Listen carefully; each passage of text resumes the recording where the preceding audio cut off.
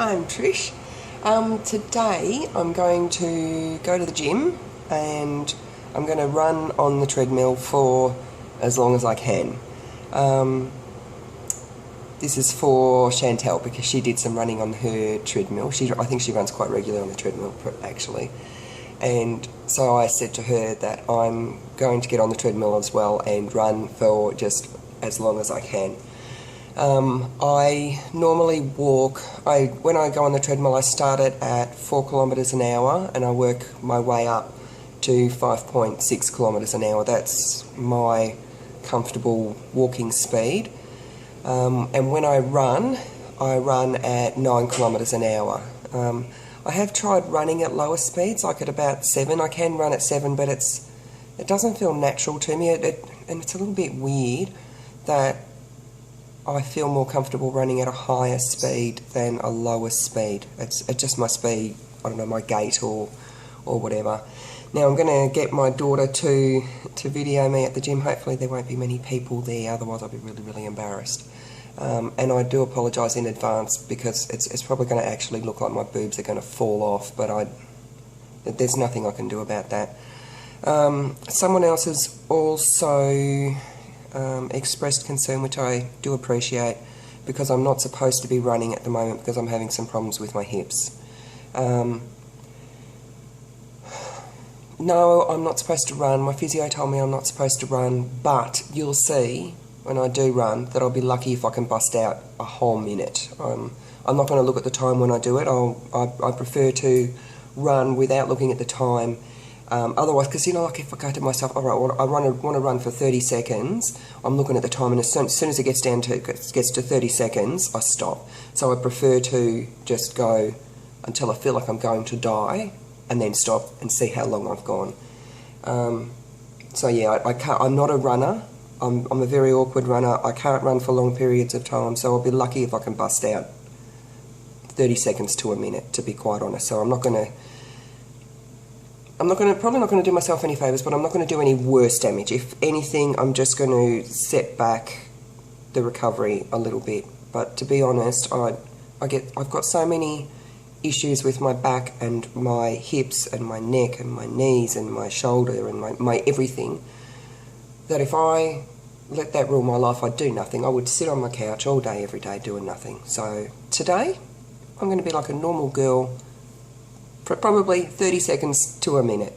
I'll take some anti-inflammatories, and if anyone's interested, it is trochanteric bursitis and tendinitis in my gluteus minimus and medius. So my medium and little bum muscles, and some iliotibial band that goes over the front of something in my thigh at my hip thing.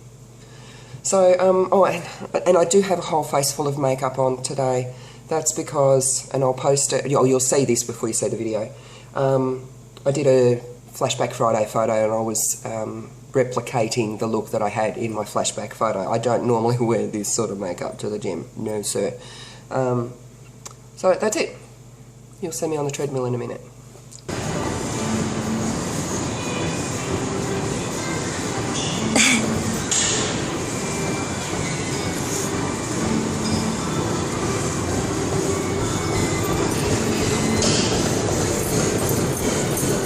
Sweet.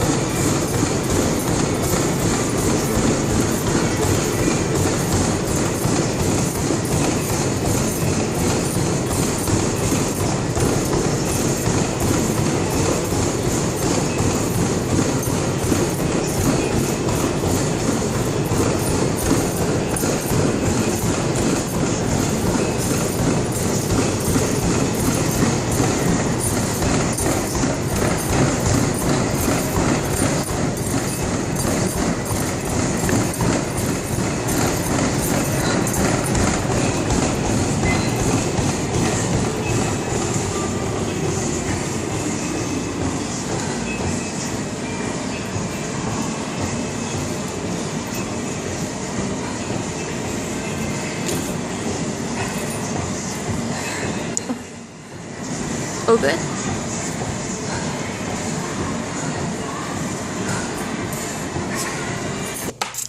Oh, I survived that run. Pants and boobs intact. I don't know if you noticed in the video, my pants were actually falling off. I don't know how I didn't lose my pants.